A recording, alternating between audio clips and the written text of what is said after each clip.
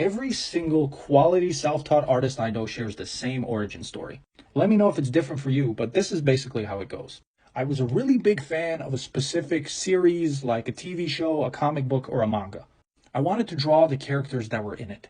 So I kept practicing and drawing those characters, and I noticed that I got really good at it. But after a while, I got kind of bored that like the answer is given to me whenever I would go on Google and I would look for it. Like the reference was right there on Pinterest or whatever I was using. All I'm gonna do is like the best version of that, my best version, and it's never gonna be better than the original.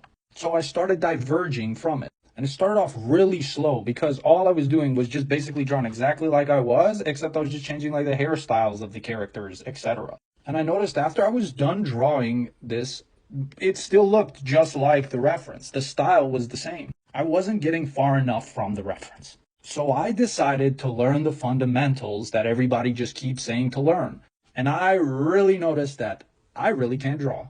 I pretty much had to start over from square one because I realized the imitation of knowing what anatomy looks like is not the same as being able to draw it without a reference or without sticking to exactly what the reference is. I had to grind out and learn shapes, perspective, foreshortening, and over time, while looking at a bunch of different artists, I started to cultivate something of my own. Though I was drawing fan art, a lot of the time, these characters were looking like I drew it. And eventually I branched out and started making my own.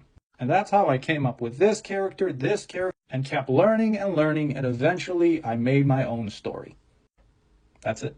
The earlier you learn that lesson, the quicker you are on your path to making your own stories and having your own art. It's completely okay to love drawing fan art, but it will never fulfill you the same as having something of your own.